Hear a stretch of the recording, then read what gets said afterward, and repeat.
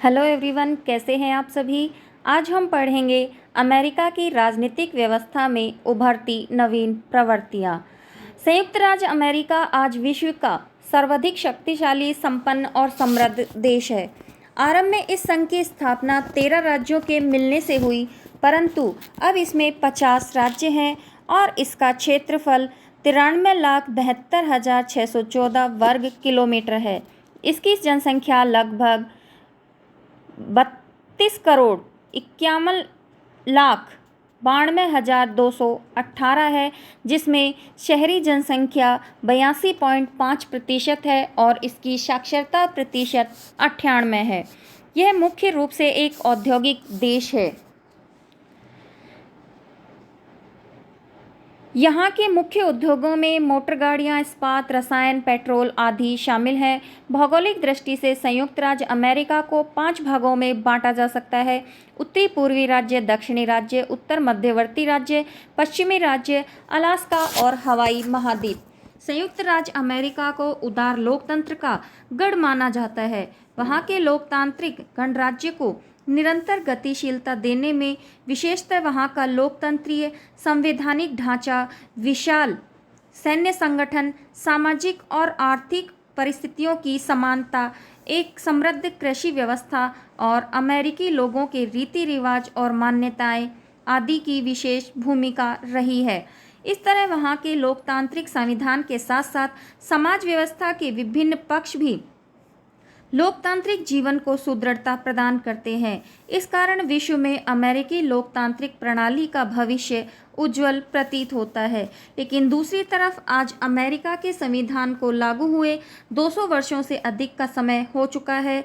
अमेरिकी संविधान थोड़े बहुत संशोधनों के साथ ज्यों का त्यों बना हुआ है। इसके अतिरिक्त अमेरिकी जीवन में आंतरिक और बाहरी वैश्विक परिस्थितियों के कारण अनेक सामाजिक आर्थिक परिवर्तन हो रहे हैं, जो अमेरिकी राजनीति को निरंतर प्रभावित कर रहे हैं। यही परिवर्तन अमेरिकी शासन प्रणाली में विभिन्न संस्थागत या अन्य कार्यप्रणाली आधारित संशोधनों या सुधारों की मांग कर रहे हैं, जिन्हें हम अमेरिकी राजनीतिक व्यवस्था की नवीन प्रवृत्तियों के रूप में स्पष्ट कर रहे हैं।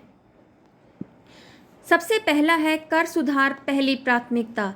कांग्रेस अध्यक्ष पॉल डी रयान की पहली प्राथमिकता एक बजट सुलह पैकेज पारित करना होगा, जो कर सुधार के लिए आगे का मार्ग प्रदान करता है। सुलह के तहत एक कर विधेयक को सीनेट को पारित करने के लिए केवल 51 मतों की आवश्यकता होती है। हालांकि कर सुधार के लिए सुलह का उपयोग करने के लिए डाउनसाइड्स हैं, अर्थात सुधार केवल बजट विंडो के दौरान कानून में रह सकता है, जो वर्तमान में 10 वर्ष है। कानून निर्माता अतिरिक्त वर्षों के लिए बही खाते पर सुधार को सक्षम करने के लिए बजट विंडो का विस्तार करने का प्रयास कर सकता है। इसके अलावा दूसरी नवीन प्रवृत्ति उभरकर सामने आई है कि मतदान पर प्रश्न चिन्ह लगा है। कम से कम पिछले 2 चुनावों के लिए चुनावी मतदान डेमोक्रेट के पक्ष में रहा है। डोनाल्ड ट्रंप की व्हाइट हाउस की जीत न केवल आश्चर्यजनक थी बल्कि ऐतिहासिक भी थी, क्योंकि यह अमेरिकी राजनीतिक इतिहास में सबसे बड़ी उथल पुथल में से एक थी। देश के प्रमुख सर्वेक्षणकर्ताओं ने इसे नहीं देखा। उसी समय पोलस्टर्स ने भविष्यवाणी की थी कि रिपब्लिकन सीनेट में 7 सीटों तक हार जाएंगे, लेकिन वे केवल 2 सीटों के नुकसान पर ही रहे। इसके अतिरिक्त कुछ मिसाल और भी हैं। 2014 में सीनेटर मार्क वार्नर डीवीए को व्यापक रूप से रिपब्लिकन चैलेंजर एंड गिलेस्पी पर जीत की उम्मीद थी, लेकिन गिलेस्पी लगभग जीत गए। सीनेटर जॉनी अर्नस्ट को संकीर्ण रूप से जीतने की भविष्यवाणी की गई थी, लेकिन 8 अंकों से अधिक जीत हासिल नहीं की। सीनेटर डेविड पेर्यून के एक अफवाह में जाने की उम्मीद थी और उन्होंने एकमुश्त जीत हासिल करी थी। तीसरी प्रवृत्ति है पात्रता सुधार के लिए अधिक दबाव। कांग्रेस पर पात्रता कार्यक्रमों को, योग्यता संबंधी कार्यक्रमों को संबोधित करने का अधिक दबाव होगा, क्योंकि अधिक से अधिक बेबी बूमर अगली कांग्रेस में सेवानिवृत्ति की आयु तक पहुंच जाएंगे। इंश्योर्ड रिटायरमेंट इंस्टीट्यूट के एक हालिया अध्ययन के अनुसार योग्यता या पात्रता कार्यक्रमों को संबोधित करने की तात्कालिकता को यह पता चला है कि 25% योग्यता के पास कोई सेवानिवृत्ति नहीं बची है। जिम्मेदार संघीय बजट के लिए समिति की एक रिपोर्ट से पता चला है कि अगर कांग्रेस कुछ नहीं करती है तो संभावित लाभ में कटौती होगी। पुनर्वितरण पर ध्यान दें। अगली कांग्रेस में पुनर्वितरण पर ध्यान केंद्रित किया जाएगा क्योंकि राष्ट्रपति ओबामा ने पद छोड़ने के बाद इस मुद्दे को उठाने की योजना बनाई। वाशिंगटन पोस्ट ने 24 अक्टूबर को रिपोर्ट दी कि अगले दशक के लिए निर्वाचित अधिकारियों के कांग्रेस के नक्शे को फिर से तैयार करने से पहले राज्यों में खोई हुई जमीन वापस ला पाने के लिए डेमोक्रेट्स ने एक नया समूह लॉन्च किया जो राष्ट्रपति ओबामा की सहायता के साथ साथ एक पार्टी के उदार सहयोगियों की हत्या है। नेशनल डेमोक्रेटिक रिडिस्टिंग कमेटी, जिसकी अध्यक्षता पूर्व attorney general Eric H Holder Junior करेंगे, प्रमुख विधायी और गवर्नर मतदाता पहल और कानूनी लड़ाई पर ध्यान केंद्रित करेगी। घाटे और कर्ज को लेकर बढ़ती चिंता। अगले कांग्रेस में घाटा और कर्ज फिर से ध्यान केंद्रित करेंगे क्योंकि उनके बढ़ने की उम्मीद है।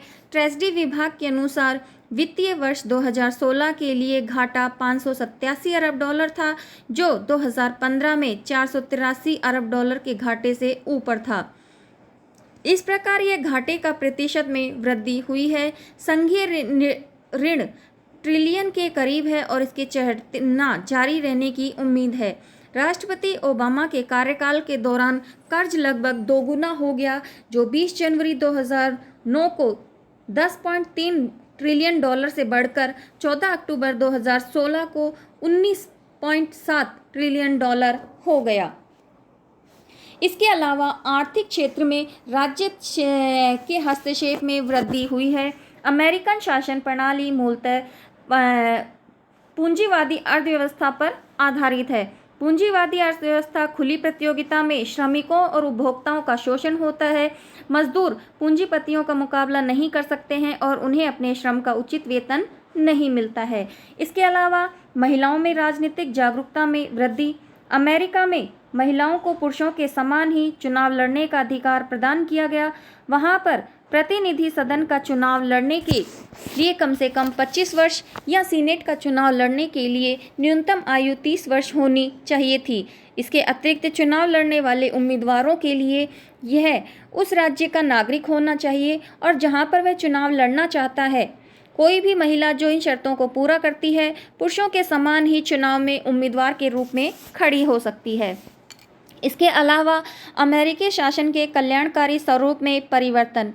अमेरिका धीरे धीरे एक कल्याणकारी राज्य बनता जा रहा है। 1989 में सरकार द्वारा कई डॉलर सामाजिक सुरक्षा के कार्यक्रमों पर खर्च किए गए थे। अब यह राशि और भी बढ़ चुकी है। अमेरिका में जातीय भेदभाव की समाप्ति। अमेरिका की सामाजिक व्यवस्था की एक महत्वपूर्ण विशेषता वहां पर गोरे और काले लोगों के बीच भेदभाव की भावना का पाया जाना था। अमेरिका से गुलामों और करारबंद कर्मचारियों का अमेरिका में लाया जाना 17वीं शताब्दी में आरंभ हो गया था। उनसे समाज के सादे, गंदे, घृणित और मेहनत वाले काम लिए जाते थे और उन्हें घृणा की दृष्टि से देखा जाता था। इसके अलावा अमेरिकी राजनीति पर अल्पसंख्यकों का बढ़ता प्रभाव। यदि अमेरिकी समाज को देखा जाए, जो इस समय अमेरिका का सामाजिक गठन भी बदला हुआ है।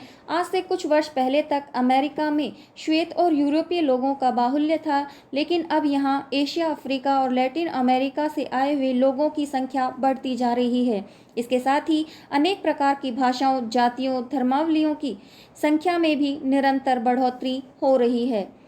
इसके अलावा जो प्रवृत्ति उभर कर आ रही हैं, उनमें है अमेरिकी राजनीति पर पर्यावरणवाद का बढ़ता प्रभाव। विश्व के अन्य देशों की तरह अमेरिकी राजनीति पर पर्यावरणवाद का अत्यधिक प्रभाव बढ़ता जा रहा है। जैसा कि हम जानते हैं, पहले पर्यावरण की राजनीति केवल अभिजन तक ही सीमित थी, अब यह सहभागी प्रजातंत्र का रूप धारण कर चुकी है। पिछले अनेक वर्षों में पर्यावरण संबंधी आंदोलन की जड़ें मजबूत हुई हैं और इसमें भाग लेने वालों की संख्या में भी वृद्धि हुई है। इसके अलावा है अमेरिकी राजनीति पर विज्ञान एवं तकनीक का प्रभाव। वर्तमान में विज्ञान एवं तकनीकी में आश्चर्यजनक आविष्कारों का प्रभाव भी राजनीति पर स्पष्ट दिखाई देता है। अब राष्ट्रपति और अन्य विधायकों के चुनाव में सार्वजनिक सभाओं की अपेक्षा संचार साधनों पर अधिक निर्भर होने लगे हैं। इसके अलावा जो उभरती प्रवृत्ति है उनमें है अमेरिकी जनता पर आर्थिक विषयों का अधिक प्रभाव होना। अमेरिकी जनता पर विशेषतः शीत युद्ध की समाप्ति के बाद राजनीतिक और नैतिक विषयों की अपेक्षा आर्थिक विषयों का अधिक प्रभाव दिखाई देता है।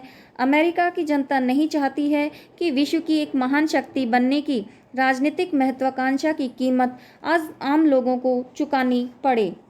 जनप्रतिनिधियों पर सीमित अवधि का विचार उभरना, न्यायपालिका की न्यायिक सक्रियता में वृद्धि, मूलभूत आवश्यकताओं पर बल, प्रमुख राजनीतिक दलों के प्रति बढ़ती उदासीनता, आतंकवाद का मुद्दा,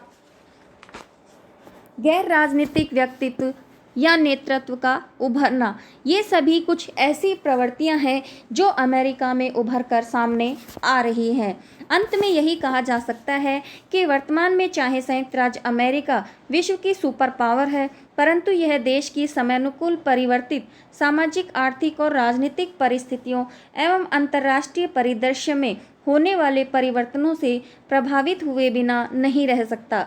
यही कारण है कि आज हम अमेरिकी राजनीति में अन्य देशों की तरह उभरती हुई नवीन प्रवृत्तियों को देख रहे हैं। वास्तव में इन उपयुक्त प्रवृत्तियों का मूल्यांकन ही हमें अमेरिकी राजनीति के वास्तविक स्वरूप को समझाएगा। इसी के साथ हमारा ये टॉपिक यहीं समाप्त होता है। धन्यवाद। Thank you.